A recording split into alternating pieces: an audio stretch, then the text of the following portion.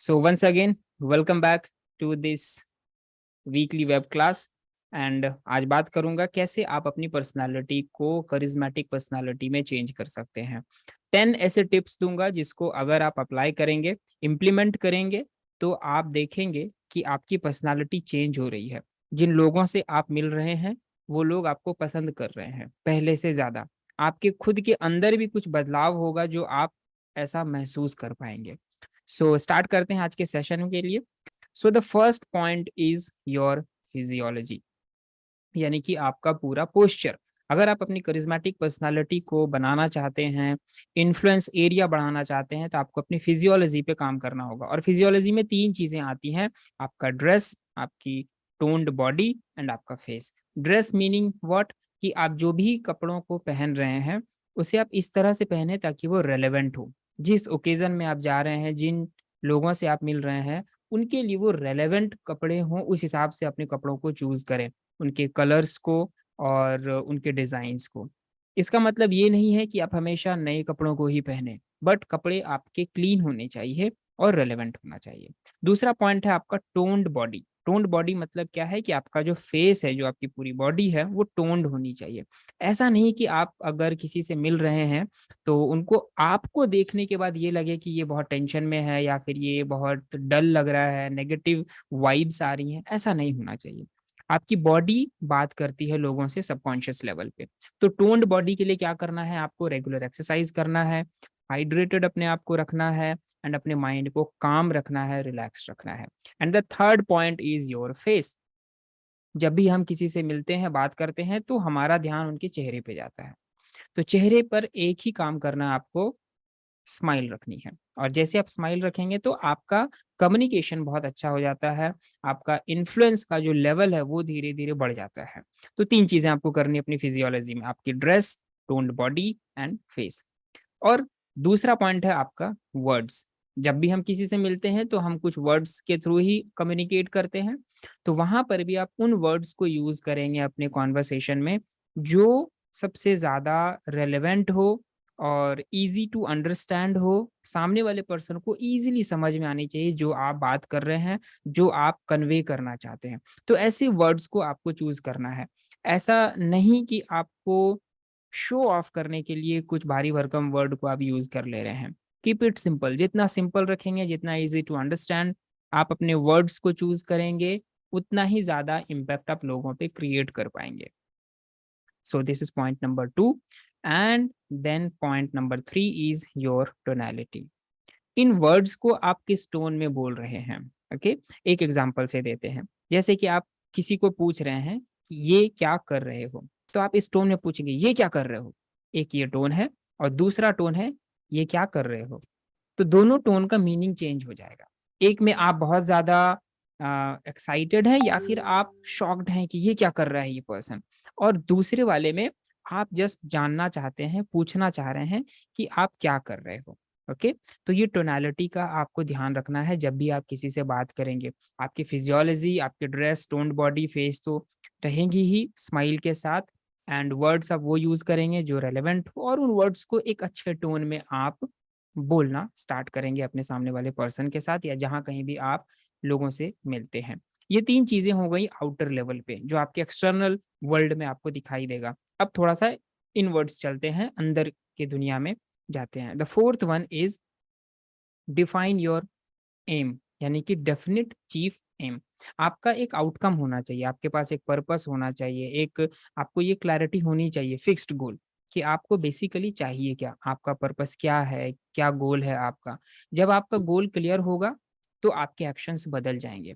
जब आपका goal clear होगा तो आपके वर्ड्स, आपका टाइम, आपका देखने का नजरिया, ये सारी चीजें बदल जाएंगी। और हम उन लोगों से मिलना ज़्यादा पसंद करते हैं सबकॉन्शियस लेवल पे जिनको पता होता है कि लाइफ में क्या करना है, वो बहुत क्लियर होते हैं।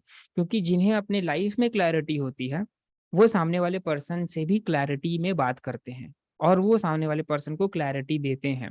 कॉन्वर्सेशन होने के बाद ऐसा नहीं लगता है कि हमने बात तो कर लिया 1 आवर के लिए, बट हमारे कॉन्वर्सेशन का कोई एक मीनिंग नहीं निकला, एंड जो रिजल्ट है वो नहीं निकल पाया, ऐसा नहीं होता है। तो हमें हमेशा अपना एक गोल को डिसाइड कर लेना है, एक पर्पस को डिसाइड कर लेना है और उसी पर्पस को फिर हमें परस्यू करना है।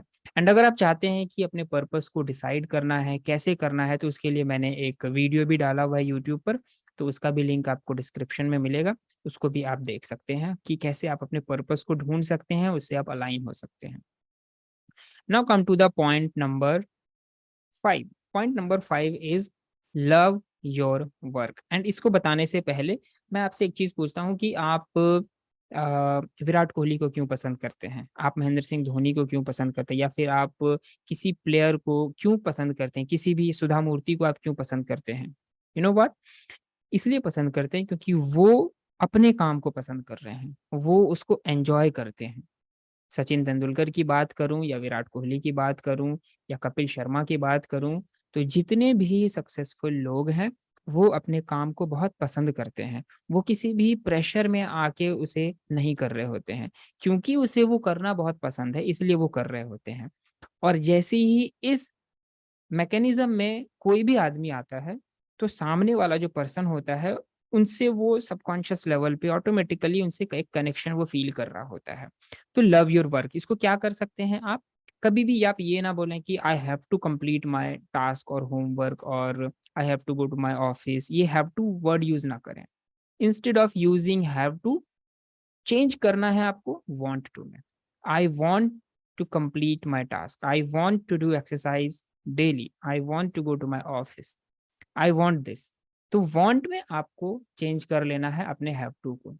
जब आप वांट क्रिएट करते हैं तो आपके माइंड को एक मैसेज जाता है कि now you are loving this activity. और जब आप किसी एक्टिविटी को पसंद कर रहे हैं, प्यार से कर रहे हैं, इंटरेस्ट के साथ कर रहे हैं, तो वो चीज़ें आपके लिए फिर उस तरह से काम करेगा कि आप उस काम को पसंद करने के कारण लोगों के लिए एक अट्रैक्टिव पर्सनैलिटी में आप चेंज होते चले जा रहे हैं। आपका इन्फ्लुएंशियल जो एरिया है, जो दायरा है, वो बढ़ना स्टार्ट हो जाता है। That is point number 5। Point number 6 is very, very important. बहुत सिंपल है बट बहुत इम्पोर्टेंट है। Respect your time. Now what does it mean? Respect your time means कि आप उन लोगों के साथ मिलना ज़्यादा पसंद करेंगे जो अपने टाइम पर पंक्चुअल रहे।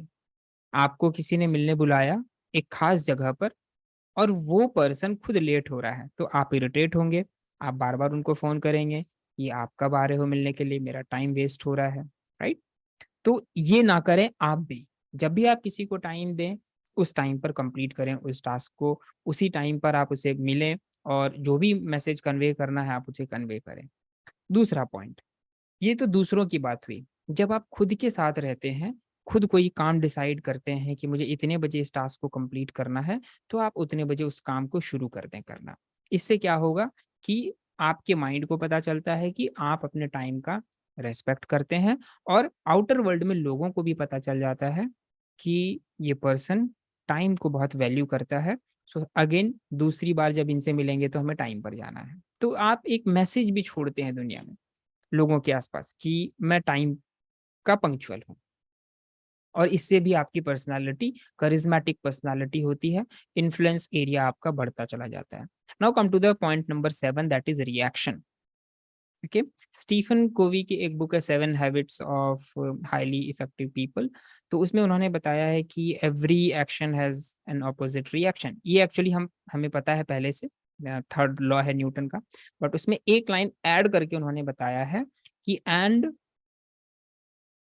you have the power or control and you have the power to control your reaction। Basically ये वो कहना चाह रहे थे कि आपको ये आपके अंदर पावर है कि आप अपने रिएक्शन को कंट्रोल कर सकते हैं। तो सिचुएशन तो सामने वाले के अकॉर्डिंग चीजें हो गई, अब आप उस पे कैसे रिएक्ट करेंगे ये आपके हाथ में है। एंड दैट्स वाई इसको और डिटेल में समझते हैं कि कभी आपको रिएक्ट नहीं करना है, always try to respond. React हम कब करते हैं? जब हम ईगो में आ जाते हैं, जब हमें जेलसी होती है या जब हम हर्ट हो जाते हैं, तब हम रिएक्ट कर देते हैं इनसे। बट हम रेस्पॉन्ड कब करते हैं? जब हमें ये लगता है कि मैं एडवाइस दे रहा हूँ या फिर मैं किसी को कुछ बता रहा हूँ, तब हम रेस्पॉन्ड करते हैं। तो चाहे सामने वाला पर्सन आपको किसी भी तरीके से ट्रीट करे, वो आपको हर्ट करने वाले सेंटेंस को यूज़ करे, या फिर आपको आपके ईगो को भी वो टच करे, फिर भी आपको रिएक्ट ना करके रिस्पॉन्ड करना है। कैसे पता चलेगा कि आप रिएक्ट कर रहे हैं या रिस्पॉन्ड कर रहे हैं? जब आप रिएक्ट कर रहे होंगे, उस समय आपकी हार्ट बीट बढ़ जाएगी। उस समय आपको हो सकता है स्वेटिंग आनी स्टार्ट हो जाए, हो सकता है आपको अंदर से एक एग्रेशन की फीलिंग आनी शुरू हो जाए, तो आप रिएक्ट कर रहे हैं। बट अगर आप रिस्पॉन्ड कर रहे हैं, तो उस समय आप रिलैक्स होंगे। उसमें आपके चेहरे पे स्माइल होगी और आपका जो फॉरहेड होगा, ये बहुत एकदम रिलैक्स होगा। तो क्या करना है आपको? जब आप रिस्पॉन्ड करें, पहले आपको फ़ोर्सफुली करना होगा, बाद में धीरे-धीरे ये आपकी आदत बन जाएगी। तो जब आप रिस्पॉन्ड करें, तो आप अपने फॉरहेड को बिल्कुल रिलैक्स रखें। टेंशन में आने के बाद आपका फॉरहेड जो है वो इस तरीके से होना शुरू हो जाता है और आपको उसे बस रिलैक्स रखना है। This is point number 7। Come to the point number 8, that is meet people with a message. इसका मतलब क्या होगा? जब भी आप लोगों से मिलते हैं तो क्या होता है कि आप उन्हें या तो कोई मैसेज दे रहे होते हैं या फिर आप उन्हें अपनी कोई प्रॉब्लम बता रहे होते हैं। 2 ही चीज़ें आप शेयर करते हैं लोगों के साथ। तो अगर आप किसी एक्स पर्सन से मिलते हैं, अपने फ्रेंड से मिलते हैं और आपने मिलते ही अपनी सारी प्रॉब्लम बता दी कि पैसों की प्रॉब्लम है, जॉब की कोई सिक्योरिटी नहीं है, कैसे आगे बढ़ूँगा लाइफ में, कोई क्लैरिटी नहीं मिल पा रही है। सो डोंट यू थिंक कि नेक्स्ट टाइम वो आपसे मिलेगा तो आपको पूछेगा कि कैसे हो? बिकॉज़ ही नोज़ कि जैसे ही आपसे पूछेगा और आप अपनी पूरी राम कहानी लेकर बैठ जाओगे। तो इंस्टेड ऑफ टेलिंग योर मिज़रीज़ और प्रॉब्लम्स, ट्राई करें कि आप एक मैसेज के साथ आएँ।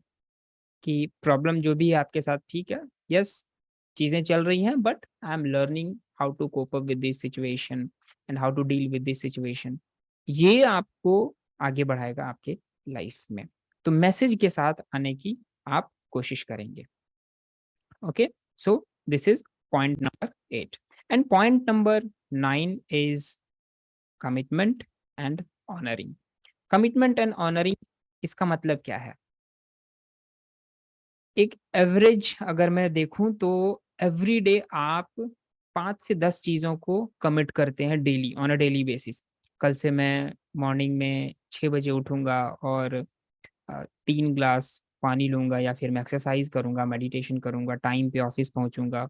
इवनिंग के टाइम पे मैं मोबाइल पर या फिर स्क्रीन टाइम अपना लो कर दूँगा और मैं अपने फैमिली मेंबर्स के साथ टाइम स्पेंड करूँगा। और आप देखते हैं कि इन चीज़ों को आप कर नहीं पा रहे हैं और आप करते नहीं हैं। रीज़न जो भी हो। तो इसका मतलब क्या हुआ कि आप कमिट तो कर रहे हैं बट ऑनर नहीं कर रहे हैं।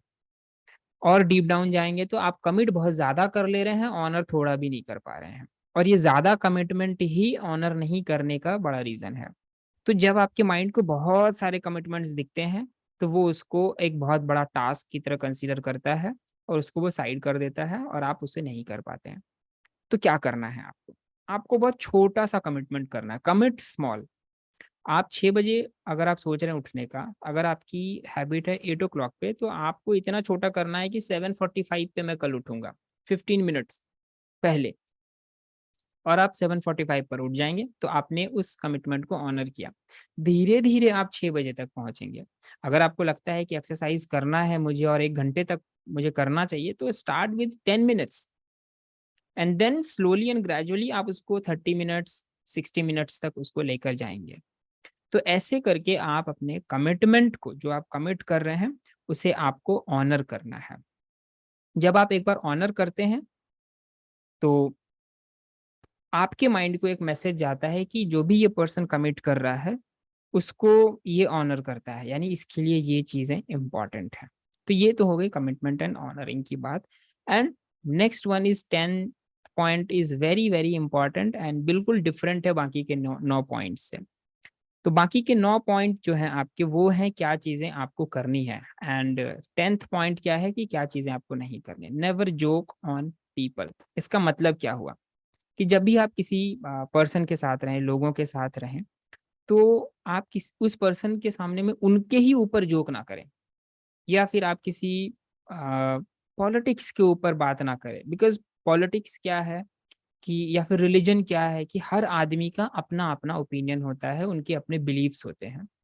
तो आप as opinion, as a fact अगर आप डाल देंगे कि मेरे हिसाब से ये है और ये सही है, तो हो सकता है कि वहाँ पर अलग-अलग बिलीफ्स वाले लोग बैठे हुए हों, अलग-अलग रिलिजन के लोग बैठे हुए हों, अलग-अलग कम्युनिटी के लोग बैठे हुए हों, तो उनको आपकी बात या तो वो आपसे एग्री ना करें।